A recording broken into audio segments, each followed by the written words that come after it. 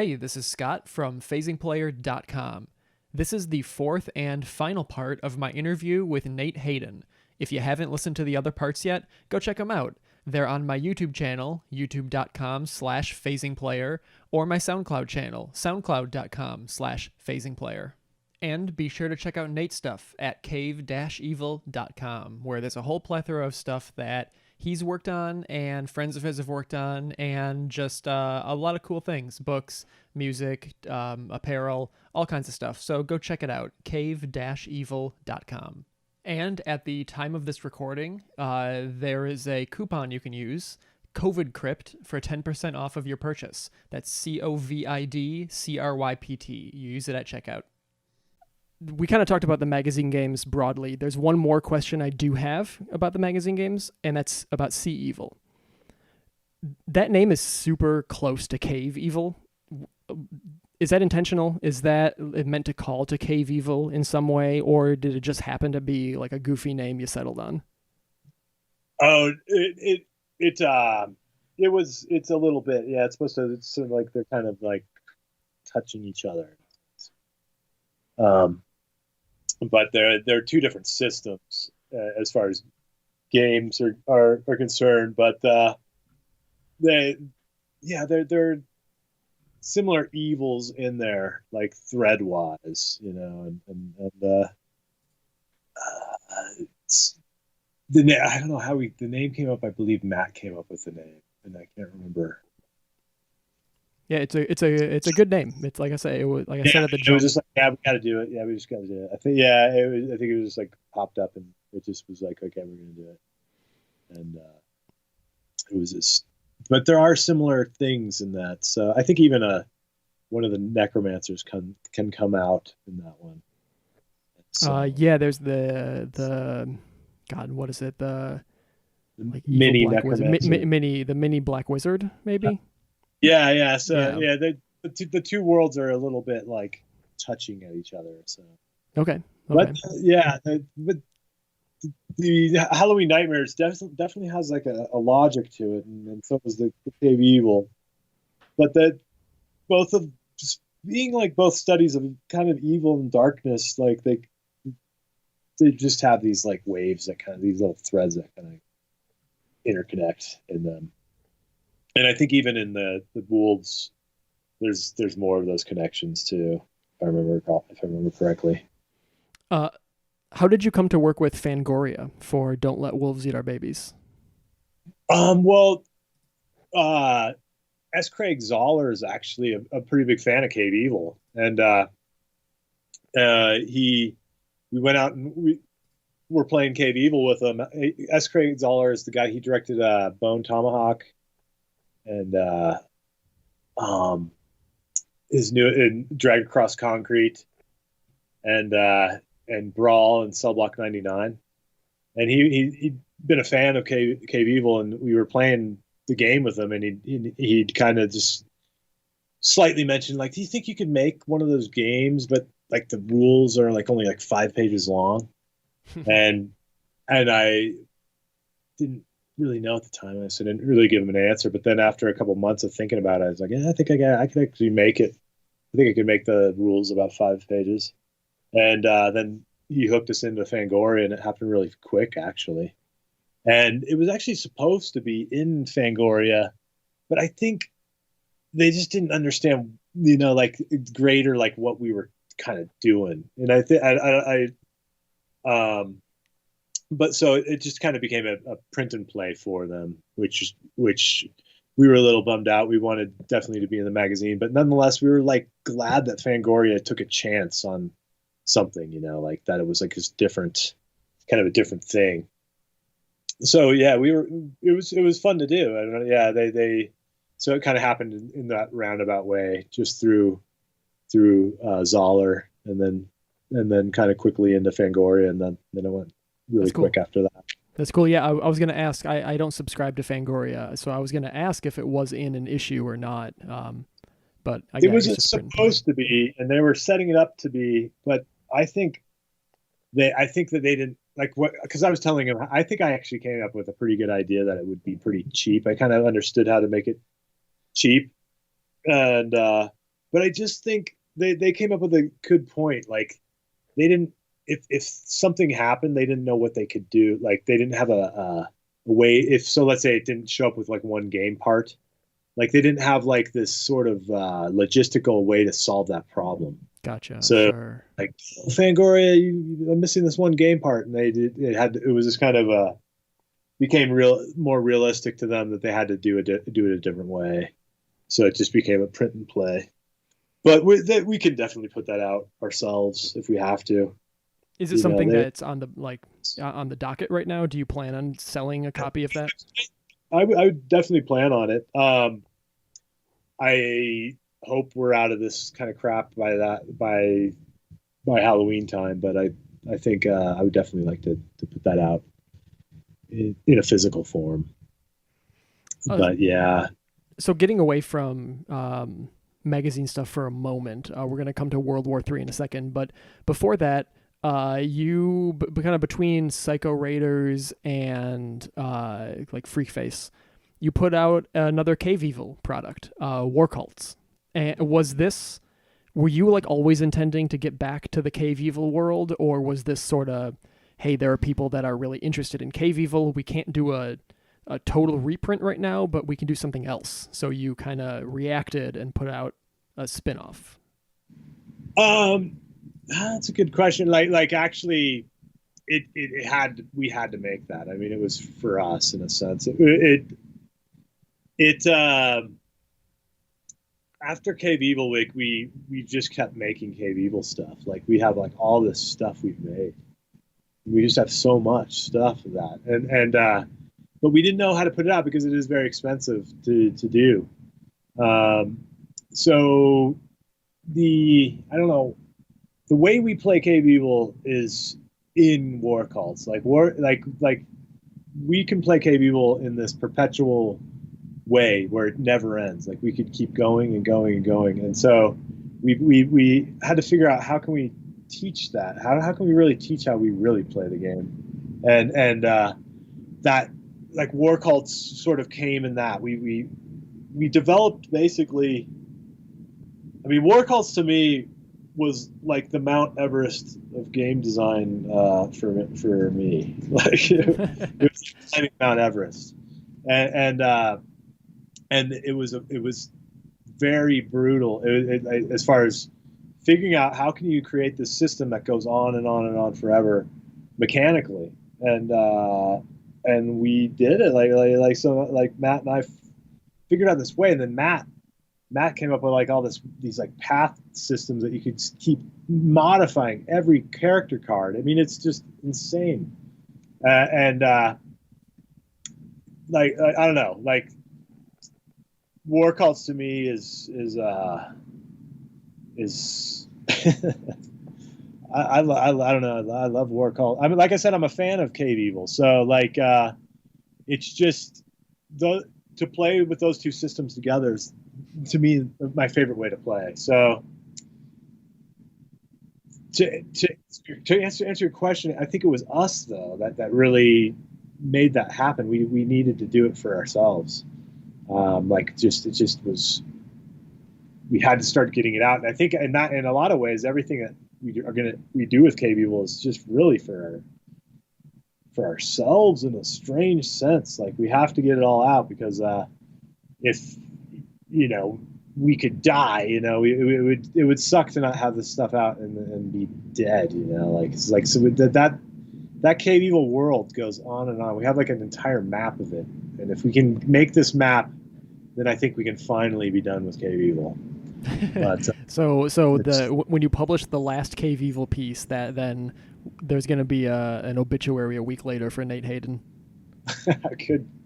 It could be, man. It could be. I don't know. It's strange. Like that. I don't know why I tie that one with death or whatever, but it would just be a shame if we didn't get a lot of the work that we did on that, because we have so much stuff with that.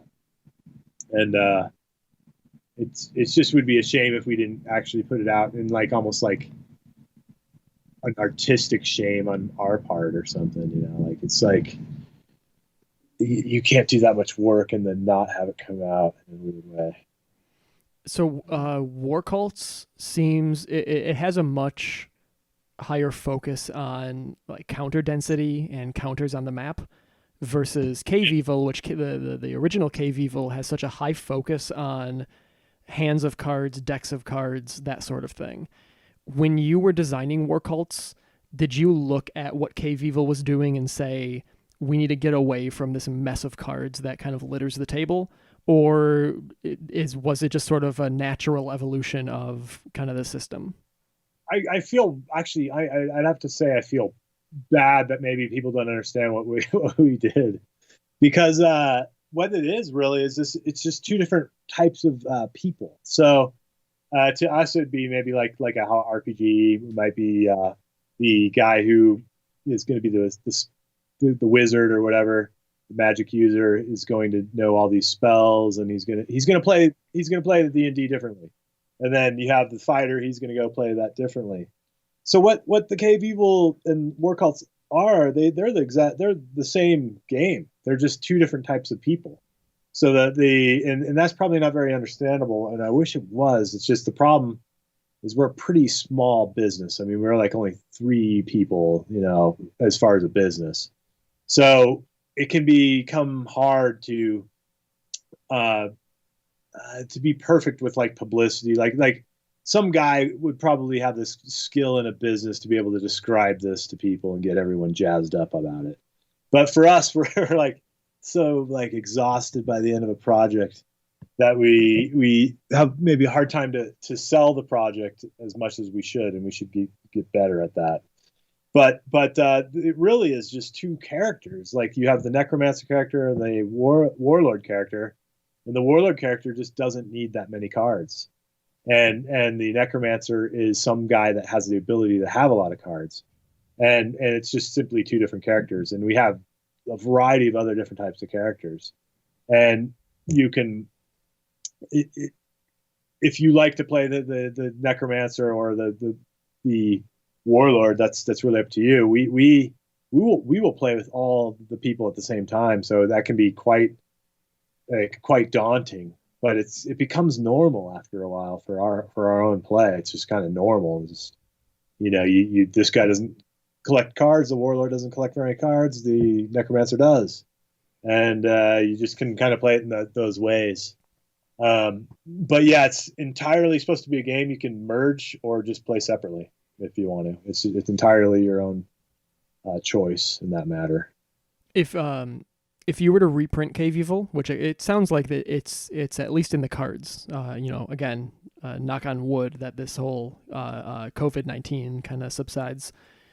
If you were to reprint Cave Evil to sort of maybe put it in line with the world that Warcults, or the product line, let's say, that Warcults has sort of created, do you think it would maybe behoove you to put a colon like necromancer or something after the Cave Evil reprint, even if it's the same game? It just because Warcults kind of comes off almost like an expansion, even though it's sold as a standalone thing. When you have Cave Evil and then you have Cave Evil Warcults, it almost feels like it's a spin-off or an expansion versus an equal product, which, to be clear, I feel like Warcults has more content in it than Cave Evil. Like Warcults is this behemoth.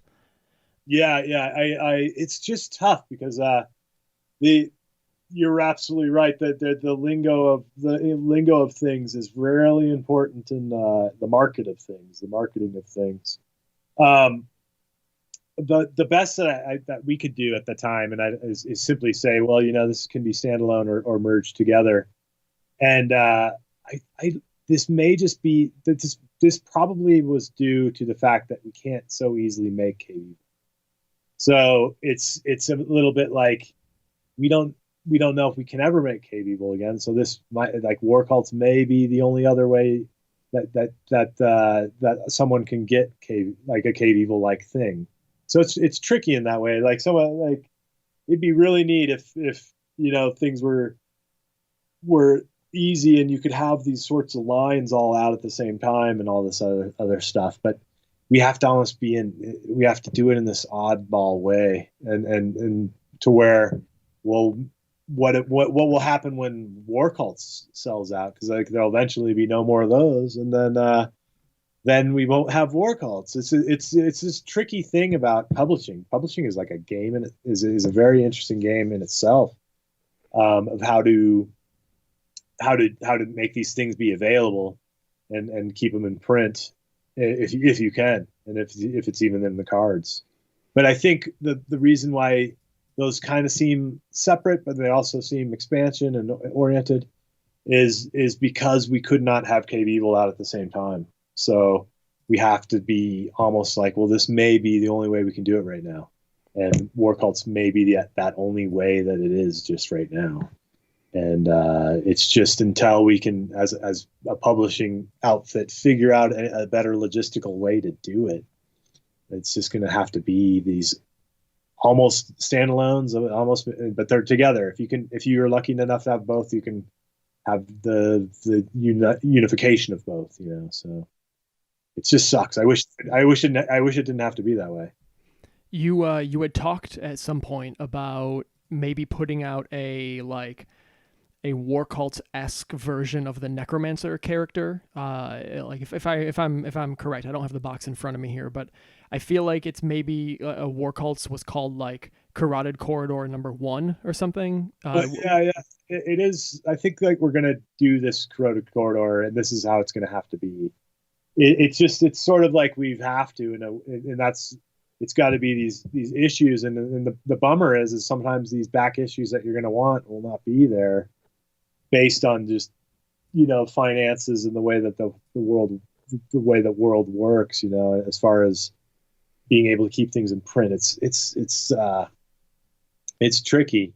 Now there's probably other companies I could look at and go, well, like, look, they're doing these things in this way, but it just seems to be really hard to do with a small crew of people.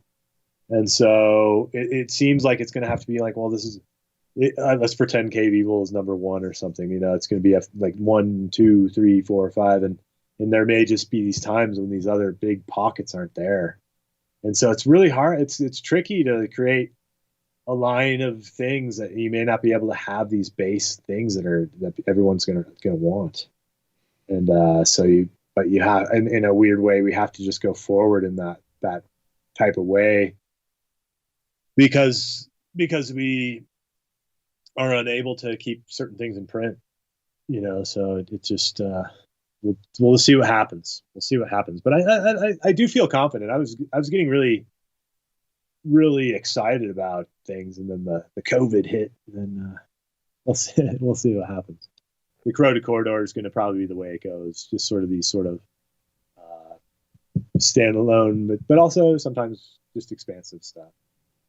Because you also have like the Chaos Pack that came out. Yeah. So in like just this sort of, these things come out and they'll come and they'll go. So I don't know.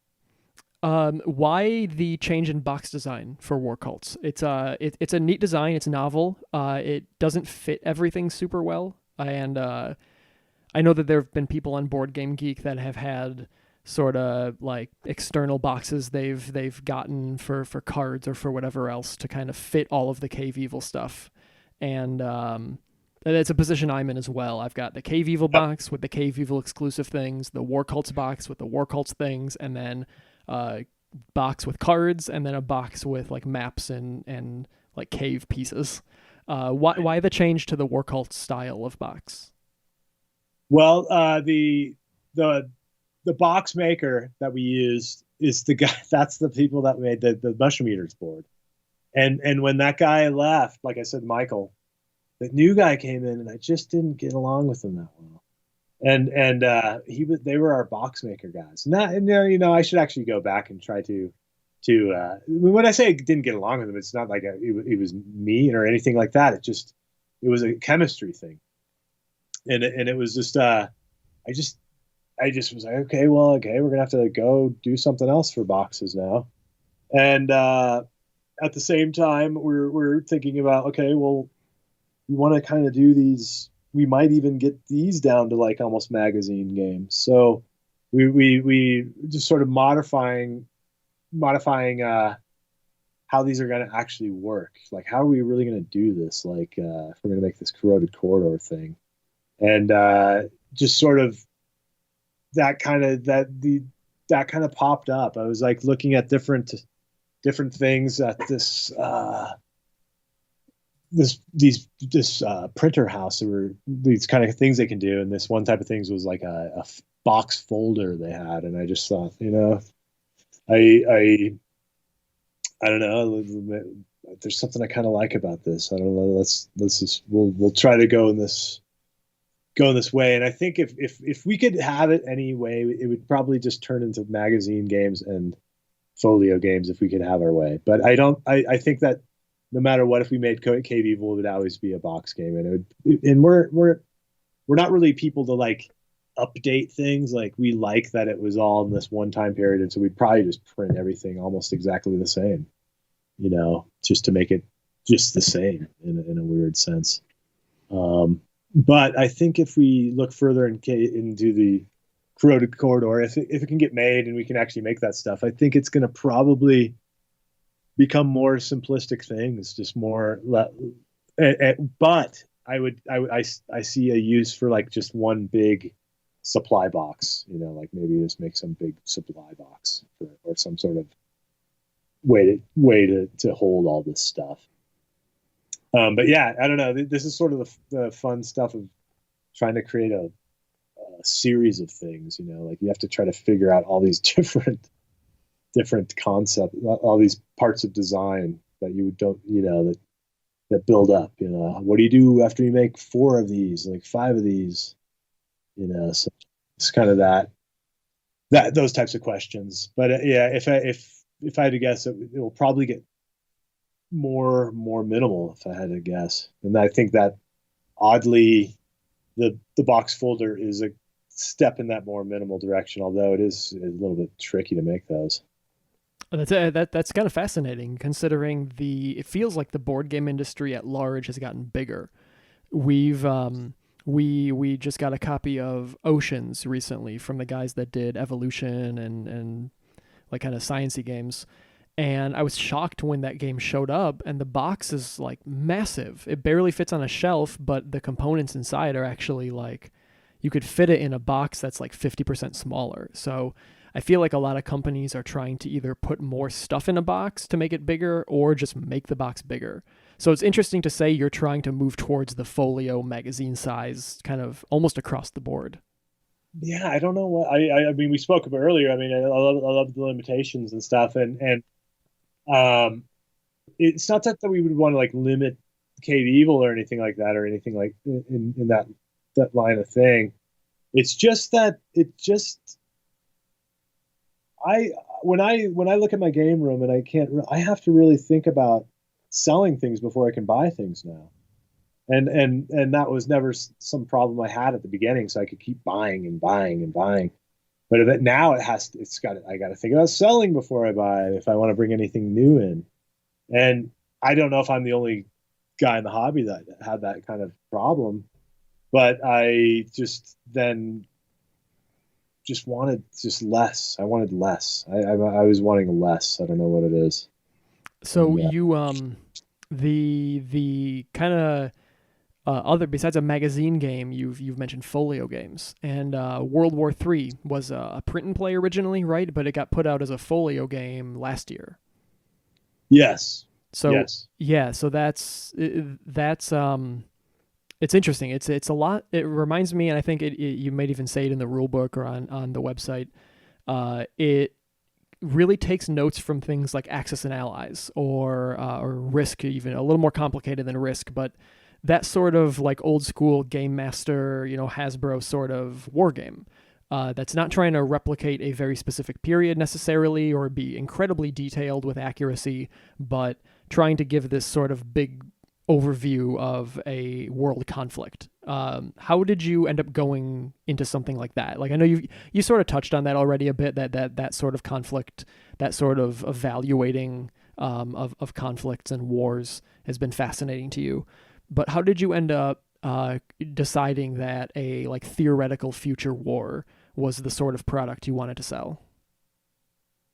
Well, that was Last City. Like, so I was kind of in a mood for just a more if I think about Blast City, there's sort of like a real. It's if we talk about arts for a second, you were talking about Alejandro Jodorowsky as surrealist. You know, Mm-hmm. Surrealism is a great art movement. It is a wonderful art movement. But in a sense, I think the Blast City stuff is always a little bit about realism and trying. And I know Mushroom Eaters maybe Blast City, but it's sort of trying to hit at realism of a mushroom trip, let's say. But World War III is also trying to hit at realism, like in a sense. You know, obviously there's a lot of fun in that, but in after Warcults was finished, my brain was like not finished. It was like still going and going, and I had to like in World War III was like this weird like burp or something after Warcults or something. It was like it just was like and like this indigestion burp or something. But it burped out, and I designed it really kind of quickly. And I was like, well, I don't know. I'll just make a print and play. I don't know. I didn't almost even take it very seriously. But then I kept playing it, and I was like, you know, I kind of enjoy playing this game. So all right, I'll just make a folio of this. And but yeah, it was to me kind of like a vacation or something. Like I just needed to do something that was just sort of pondering, like the new world is interesting. This world that we're kind of flowing into, this 21st century, we're not out of wars. The wars are going to be here, but they're going to be here in just different ways. I mean, that's almost too straightforward. I wish I could do even more of what I think more future war will be like. Like Wars of the Future, I think will be even more queer than that one. It's just that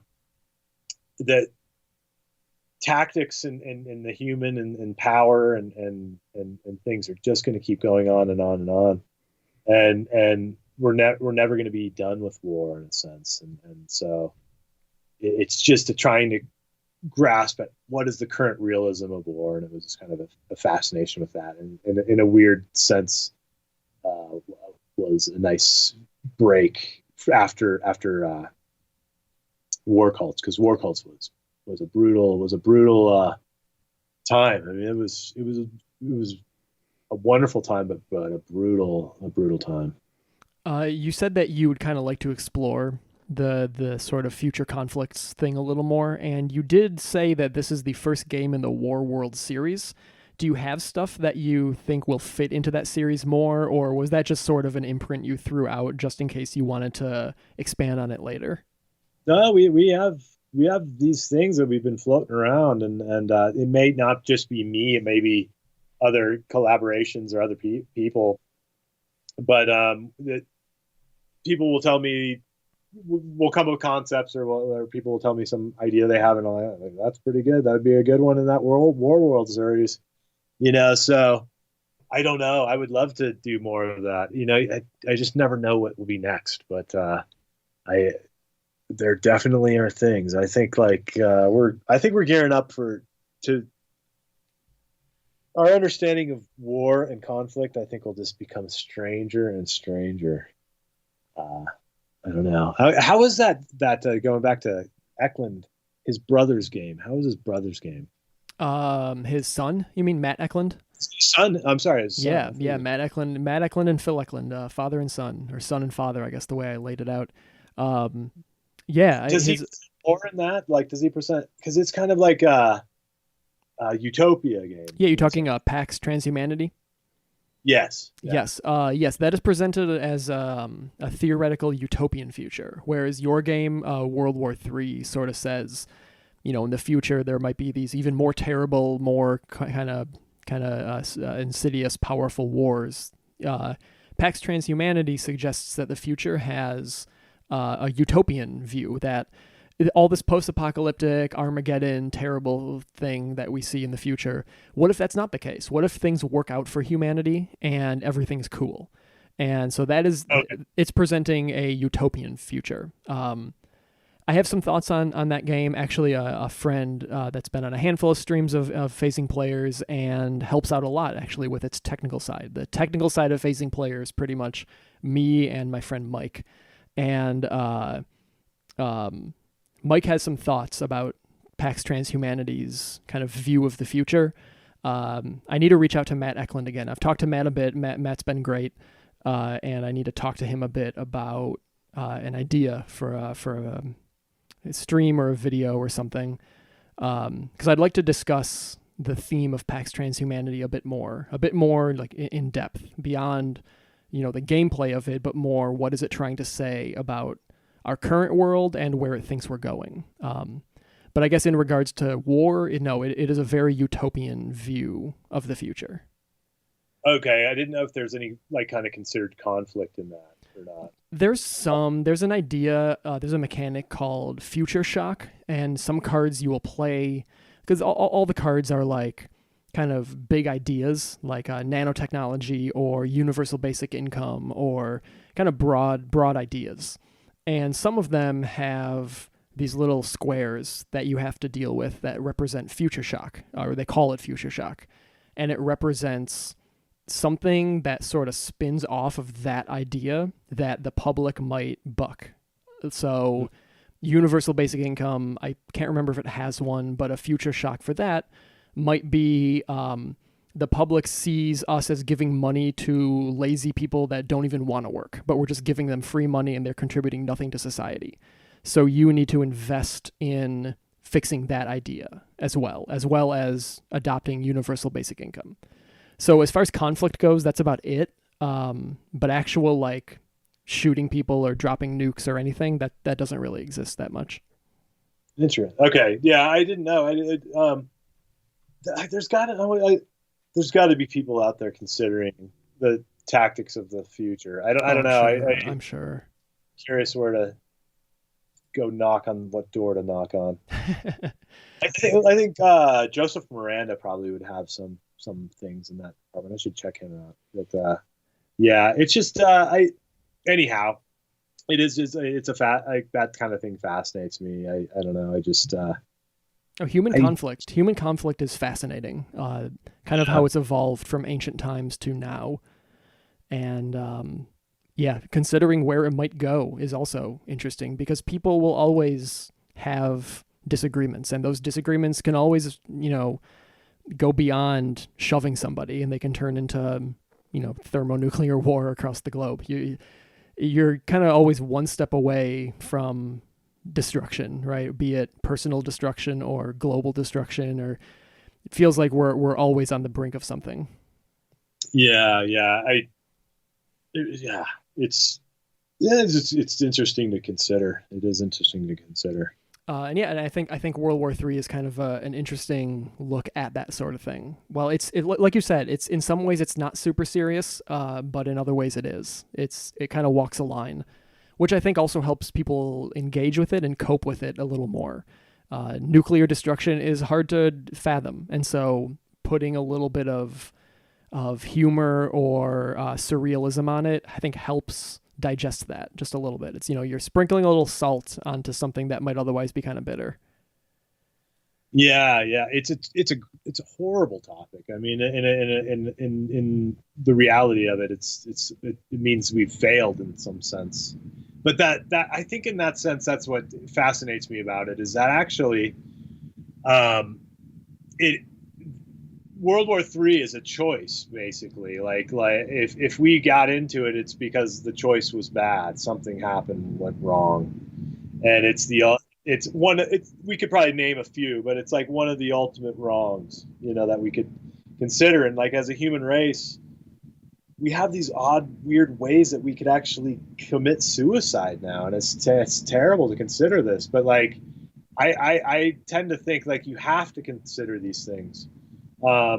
If not all the time, but like at some times you should maybe consider it, because if that potential is there, how do we not go in that direction? So in a sense, I would put it out. I would put things out. I would want to play that thing to to understand why we would want to do this, or why would we not, what can we do to not do this, in a sense. And so and another thing I put out world, I like the idea of like the Day of the Dead, like in Mexico, Mm-hmm. that you celebrate these things that we're terrified of. Like, to me, I hope that some person 10 years and 20 years from now, in a almost traditional sense, like, create these sorts of like things that you should be worried about. So it's at the forefront, because there's often a time in gaming and even in the creative arts and the movies that we want to almost retreat into like escapist kind of ideas. But in doing that, we forget to look at we're trying to escape reality, but I think we should look at reality sometimes and almost celebrate it and laugh at it and have fun with it, and make kind of like a weird queer mask of it, that you would wear or something like this. I don't know. Yeah. I certainly understand that view, and I would agree. I think confronting your fears and confronting real world terrors is kind of the way you get past them, or maybe not even get past them, but deal with them when they come to the forefront. Exactly. You maybe already dealt with it, and right. you don't need to deal with this reality. Like, in some sense, this thing right now is a reality. This COVID thing is a thing we completely forgot about. Like, I think we almost forgot. Like, we go through these things. Certainly. Yeah. So a sort of practical part of your World War III game that I've been very curious about since the first time I laid eyes on it. And again, I mean this, I don't mean this in kind of a disparaging way at all, but what is going on with the projection of the Earth as is depicted on that map? Because it is almost alien in some ways as far as depicting the continents. Was that like was that like an intentional design? No, it's because I was left in kind of the same situation as San Quentin Kings. Like, I was never going to get anyone to be able to make a map for me. Like, I had to draw that myself. So I had to just sit down and go, I've never drawn a map in my life. And so, I mean, well, Cave Evil maps, but that's different. Like a world map. The war game hobby has some serious map making people. Like, that is like a point of they aim for that point to be perfect at that. And here I am having to make a map. I've never made a map in my life. And I'm just not going to pretend that I can do. I'm not going to try to get into their art form. Their art form is a beautiful art form. I'm not going to learn that in less than a couple months, and so I just had fun with just kind of making a funny, goofy map. It could be a lot better, but I don't have the map making skills that I wish I did. I did. I think it fits. I think it fits kind of the other art in the game and the feeling of the game quite well. And it almost presents like when I first set it up and our buddies came by to play it, we were looking at it and like, we were talking about the depiction and trying to kind of logic out what it was and what pieces of the world were missing. Not that I was going to say none of us are map aficionados. We do have a friend that is a bit of a map aficionado, but we were like evaluating it and kind of came up with an idea that because this is depicting a future conflict and a very real future possibility in the world is that sea levels rise, and how continents are like shaped and divided are going to be very changed by rising sea levels, like permanent rising sea levels, that maybe this map is depicting what a future world might look like when sea levels rise and the shores and the coasts are changed. Yeah. Was that like an intent at all? No, or? I wish I could say it was, but I think now I'm looking at it. I'm like, what some of it is I would make some of the continents bigger because I knew there would be counters on them. Sure. And I was trying to make space for the particular pieces with some of it. I can definitely see, like Asia, like I had to make certain like Vietnam or just certain things meatier, and so it creates this oddball thing. I mean, I like it for what it is. Like I do for what too. it I do too. had Like I to said, be. I'm not trying to disparage anything here. I'm a fan of it. And Grux Commode just made art that kind of was great. That went kind of merged with it. So I think it ended up working. But I wish I knew. So I don't know any map maker. Like in this hobby. Um, there are people that do maps, and they're just so good at it. But I wasn't going to make that connection at that time in my life, so I had to just. Um, You need to get in contact with Mark Simonich. I know, man. It's just beautiful. Look at that stuff. It's just incredible. Yeah, yeah. So the kind of we've touched a bit on your most recent release, which is "Don't Let Wolves Eat Our Babies," but you have kind of an imminent release coming up. The House on the Borderland, put out by Lurker Magazine. Yes. Yeah. I have that pre-ordered. I'm hoping that it'll ship on schedule based on obvious world conditions right now. Very much looking forward to the magazine and your Solitaire game in it. It's your first Solitaire game. What was the impetus of making a Solitaire title? Well, we had a month to make that game from scratch, Whoa. and so Lurker wanted a game, and we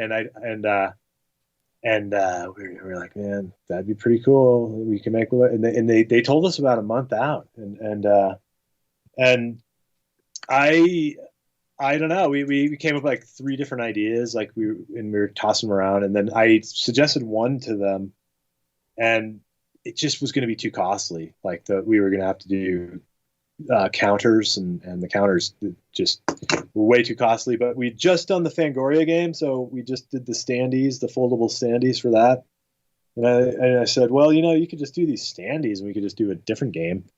And one of the games was House in the Borderland was one of the ideas, and I loved that book when I was younger, and it just was, and so the material was already just sitting in me since I was a kid.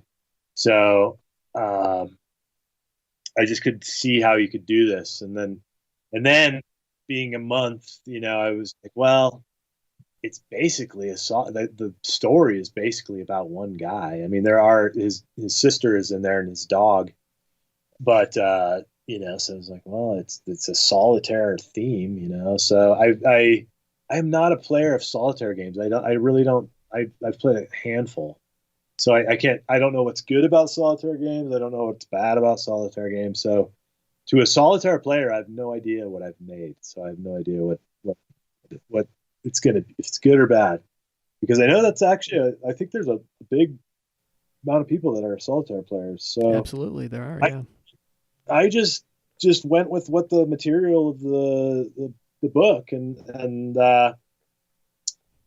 then created the solitaire system. What was good about that is having such a short amount of time to make that is I could test it several times by just solitaire. So I could just do it. I could get a lot of testing in without having to collect a lot of people.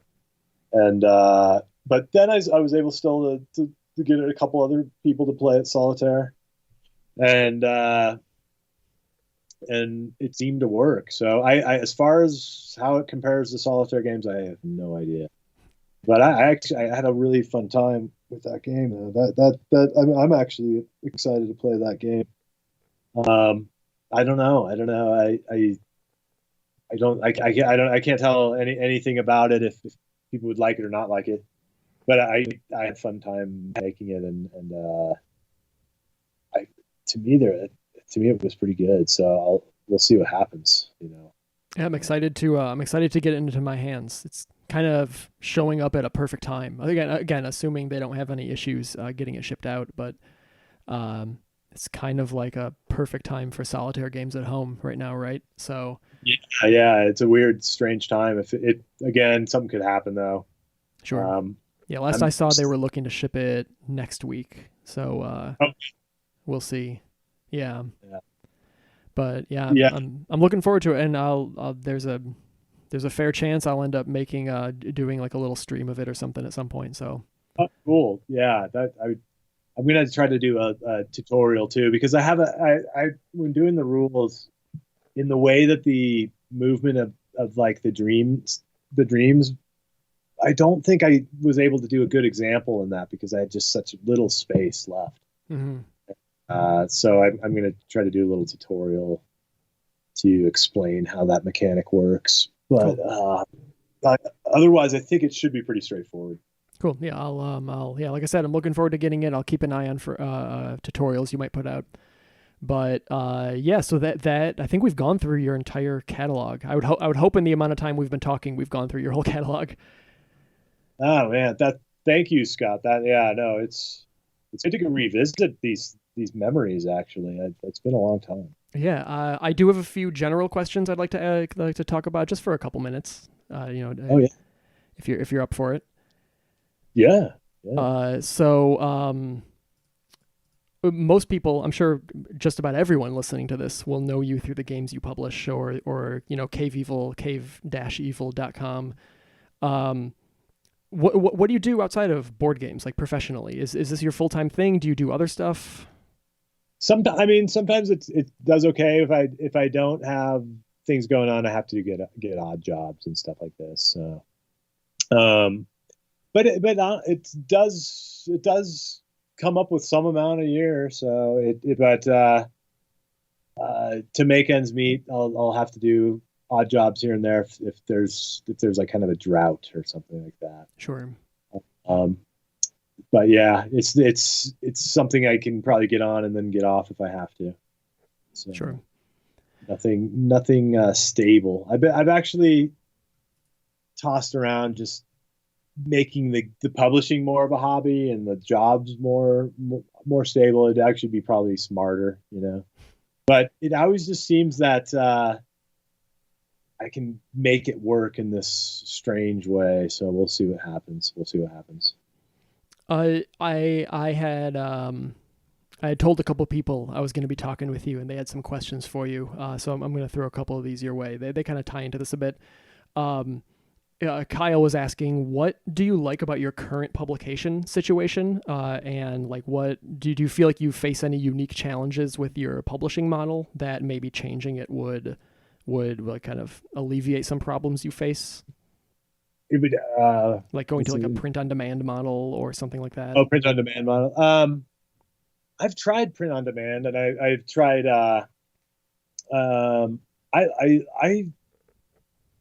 We've tried Fangoria doing things. We've tried like going to do Lurkers, going to do something here. So we like trying. We're trying different things out and just seeing how they go. In the different things that we tried, I still think that it's smart for us to continue publishing our own thing. If something happened and there was another avenue of publishing, like somebody else would publish it for us or something. I mean, we would consider that type of thing.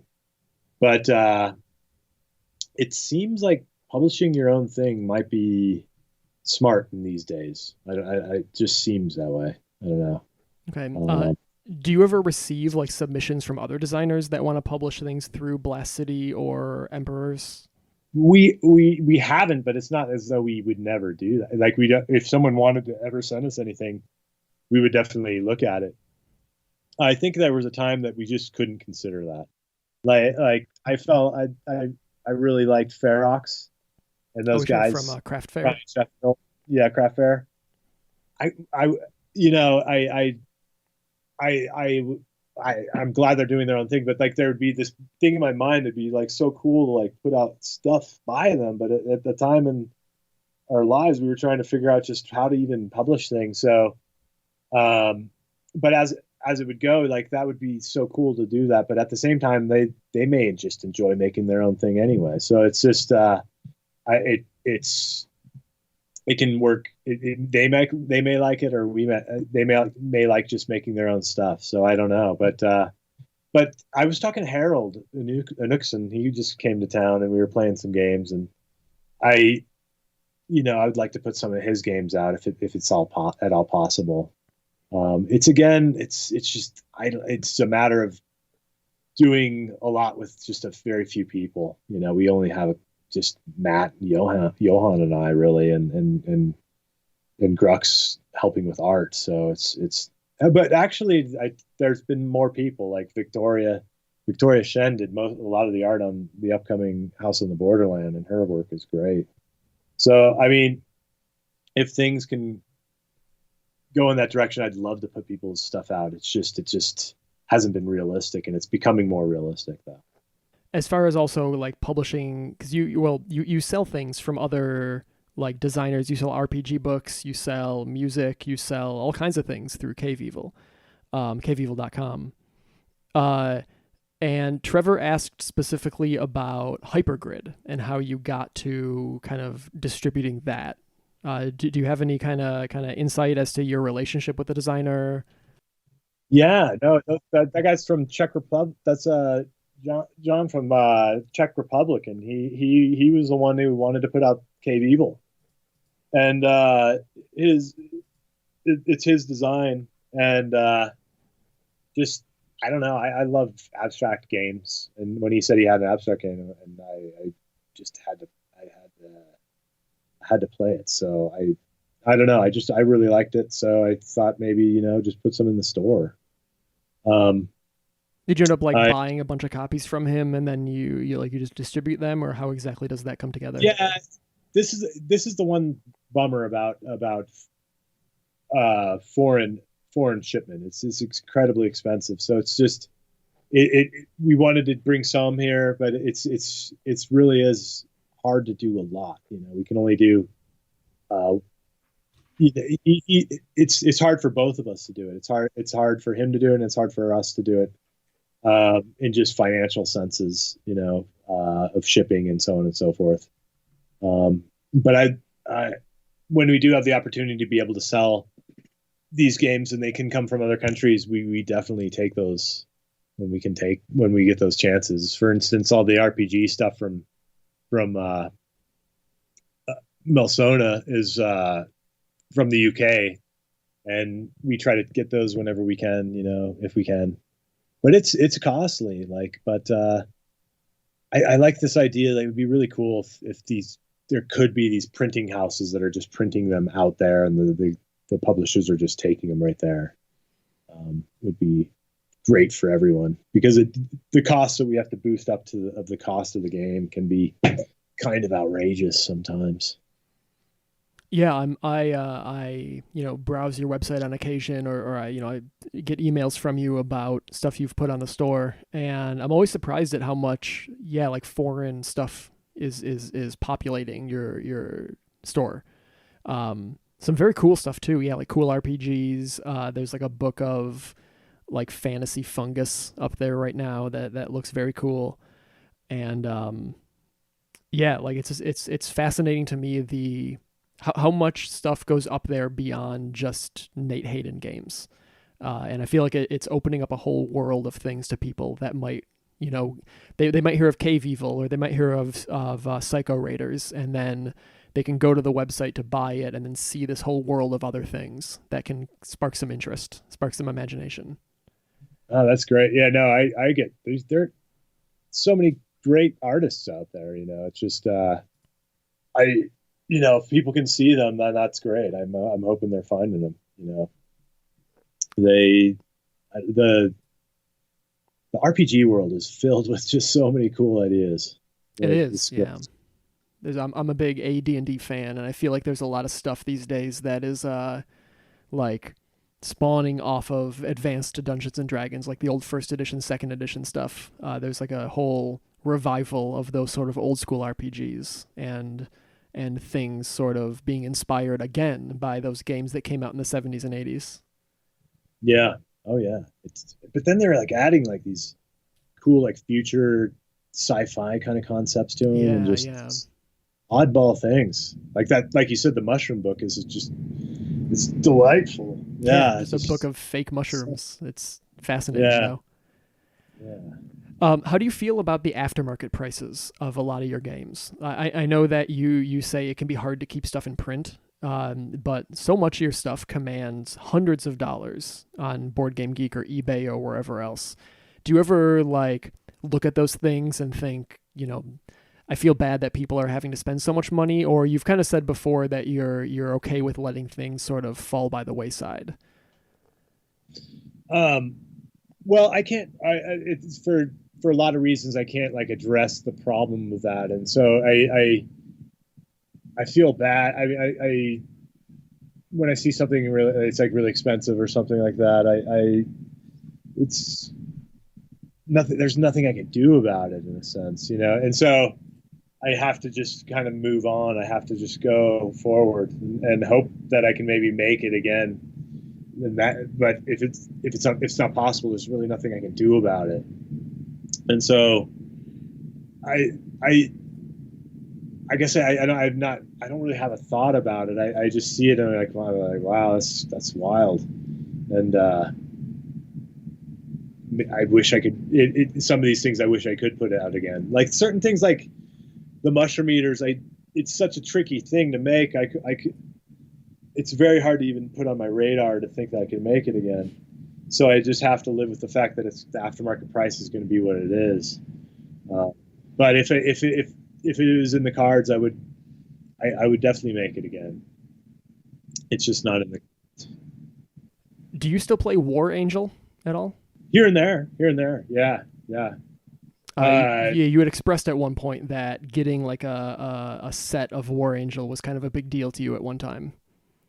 Oh yeah, man. Angelo he's a crazy guy, man. Like Angelo, everybody who meets Angelo will they'll know. Like he just is a wild guy, and I hope he's doing okay actually, and I hope Italy's, he's from Italy, but just his artwork in that game is wonderful. Like that guy, he went through some creative period to create that game that is marvelous. Like his maps, his creatures, his little character sheets are all just wonderful. And then you have like I think you've got 110 to 120 different races. Yeah, and they're each something crazy thing. And how you approach that game is you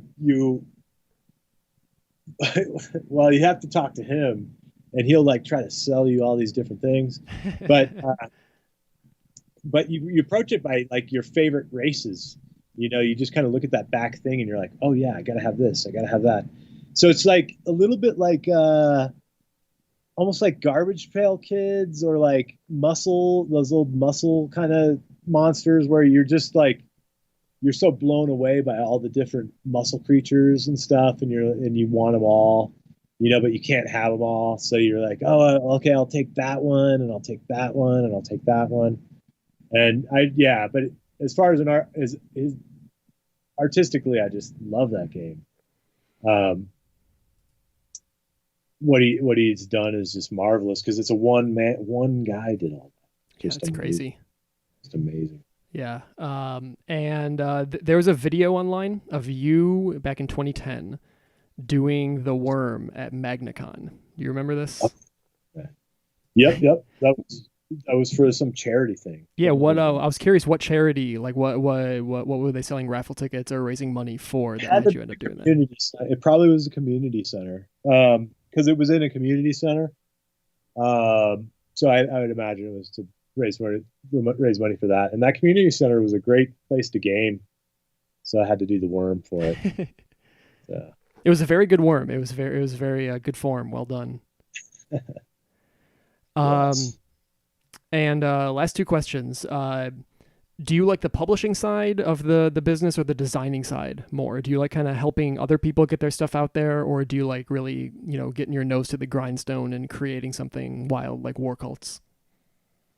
Well, I initially was thinking it was just going to kind of be design, and then I kind of got into the publishing as it kind of became obvious that no one was going to kind of take these themes seriously. So I really begrudgingly got into publishing, and I didn't want to learn business, and because it is it's business, and business is its own kind of art form. And so I didn't want to learn the art form of business. I wanted to just learn design. But eventually I kind of through like self conversations just said, you got to learn it. You have to learn what business is, and what it really is, and what it really is not. And like when you throw a ball in the air, it goes up and then it comes down. But in business, there's a lot of things like that. If you do one thing, it will go this direction. If you do another thing, it'll go that direction. You just kind of learn that, and then after a while, I began to embrace that, publishing, and I got into what other people were doing, and so I very much like helping out other people. I love to like point out like the things that they're doing, and so on and so forth. And if I can help in any sense, I would definitely try to help. But yeah, I just trying to learn what it is. It's just going to have to happen. So I kind of have to just look at both of them now, both design and publishing. And I think they're both neat. I guess I'm glad to be able to learn both of them. Cool. All right, and so the last question I've got for you here is very, very important question. I like to end strong. How do you feel about the Insane Clown Posse's Quest for Shangri-La board game? You see my review on that? I did see her. That's why one reason I'm asking. It's like a high, I think. Yeah, I think you gave it like an 8 or a 9 or something. No, I thought that. Okay, we talked a while ago about how war games and these types of games can teach us things, and we learn about something, and we're like, oh, I learned about something. I've never really listened to the Insane Clown Posse. I don't think I've listened to one song from the beginning to the end. But I learned more about the Insane Clown Posse by that game than I ever would have by listening to any of their albums. And I really appreciate Insane Clown Posse after that game.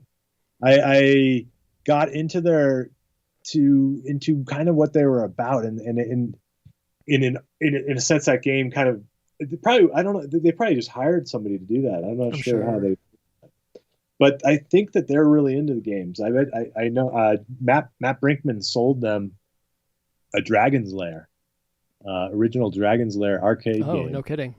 He drove the arcade game to their house, and he was there. He unloaded the game, and they're going to put it in their own arcade. And he was thinking he could go look at their arcade, and they like wouldn't even let him pass the door. But so I think I got the feeling that they actually were really into that game, and they probably were fans of that game. I could be wrong, but I don't know. I was tickled by it. I from what I got from that is like they have this like clown world that is a little bit like a bad trip, like somebody who's done too much meth and soap pop and it's tripping out. They're like tripping out somehow. They're like in this like weird dark psychedelic world, but they themselves are not dark people. They're actually, there's like a goodness in them too. It's strange. I got it all out of the game, man. And I just, it was again a testament to gaming as that you can learn about these things I have had a complete inability to learn about without the game. And I just thought that was a good example of that. And I haven't played it in a while, but I'm a fan of Talisman anyway. So it was not a problem for me that it was just Talisman really, but I just remember that about the game. It had a really good theme, and it described their art to me in some sense.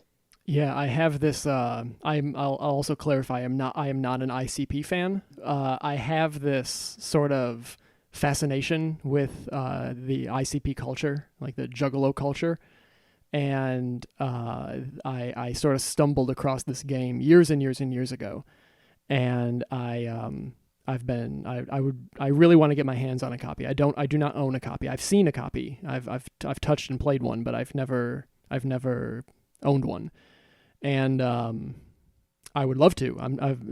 But the price it commands in the aftermarket is just too much for me, and it's like this. It seems like this piece of outsider art, that I would love to kind of dig into at some point, because it is this fascinating lore that they've created, or I mean, did they create, or was it made for the board game? Was it made like without them, like with the what is it, Shaggy, Too Dope, and Violent J? Is it like, did they create a lot of this mythos, or was it created around them by other people? I have no idea, but that's what I like about it. They a little bit remind me of the Grateful Dead, and I like the Grateful Dead too. Where in a sense it becomes, their whole world becomes their own culture. Like their fans are probably contributing to as much of their creativity as they are, and so whoever they hired for that, he just seemed like a fan of them, or I don't know. It just seemed like he was in vibe with whatever they were, and I mean it is Talisman, and actually I hold the game, but I don't own the game. My friend Dave Nellis, he bought the game and he just kept it. He made me look after it. So I don't even own the game, so it's like, it's funny. Yeah, but I did like it. I don't know. I liked it. And you, knowing that you like professional wrestling, I think you definitely would appreciate it too. Well, they have, or at least they did. I don't know if they still do, but they ran a pro wrestling organization for a while, Juggalo Championship Wrestling. Yeah, those guys are pretty smart, and I get this all-encompassing vibe from them, like the Grateful Dead, or like even Trauma in some sense. Just they'll just can make anything. They'll just make anything. Yeah, there's a very big cult of personality around them, unquestionably, and so I wanted to ask you about it because it's a game I've been fascinated about for years. And when I saw that you had not only a review, but a very positive review of the game, I was like, I need to ask Nate about the ICP game. I thought it could have been crap. I mean, it could have been just like this crap game, and I was like, oh, okay, well, it's gonna. And as I was playing it, I was like, oh, this is okay. Yeah, these guys are serious. They're not just putting that. I mean, they probably are just putting it out as another product, but I mean, I think they like their products that they're putting out. Sure, it's the sort of game where there's so much like heart put into the design of everything, maybe but the mechanics. The mechanics are fine, like you said, it's Talisman, but the art, the lore, the flavor text, like all this stuff put into it. Like it's almost irrelevant what the mechanics are to some degree. There's just so much else put into the game that you can't help but have. It has this like magnetism. It's true, definitely. Yeah. Makes me so play it again. Yeah, I haven't touched coming out quarantine. I don't know. Yeah, are we gonna see some copies of Quest for Shangri-La sold by Blast City? Is that the next hot hookup? Oh gosh, no. I mean, that would be so crazy. No, I might play it. I don't know what I meant is play it during the quarantine. Yeah, no, so, I got you. I'm trying to push you to. Oh yeah, I'm trying to push a connection. Man, that'd be neat. I think they have everything covered though. I'm sure they do. Yeah. But anyway, okay, so it's late. We've been talking for much longer than I anticipated us talking for. It's fun to go back and think about all these things. Yeah, it's been, from my end, it's been super. It's been very very fascinating and enlightening to talk to you. You put out some great stuff, both things that you design and stuff that you help distribute and publish. And there are, like I said, kind of at the jump, there are a handful of games and a handful of designers that I'll kind of always give the time of day a bit to. I'll always look at what Splotter is putting out. Phil Eklund is a guy that I've always got an ear kind of to what he's doing. And I think Nate Hayden is another person that I'm always going to kind of take a look and see what you are working on. But yeah, well, that's a long ass interview. And, I'll You guys be safe in this time, and we'll get to the other end of it. Be safe. You take care, Scott. Have a good Okay, well, that will conclude the interview that I did with Nate Hayden. Thank you very much, everyone, for listening, and be sure to check out my website, phasingplayer.com. And again, check out Nate's site, cave-evil.com, and use the code COVIDCRYPT, that's COVIDCRYPT, for 10% off of your purchase. At the time I'm recording this and posting it, it's active. I don't know for how long, but hey, try it out. Anyway, everyone take care, and if you enjoyed the show, follow me or subscribe to me on SoundCloud or YouTube, wherever you're listening to this. And if you really liked it, consider a donation. Go to phasingplayer.com/donate. There are a handful of options, and you can give anything from a single dollar one-time donation to a recurring donation. It's up to you, or you can give nothing. That's also totally cool. But I will see you guys in the future.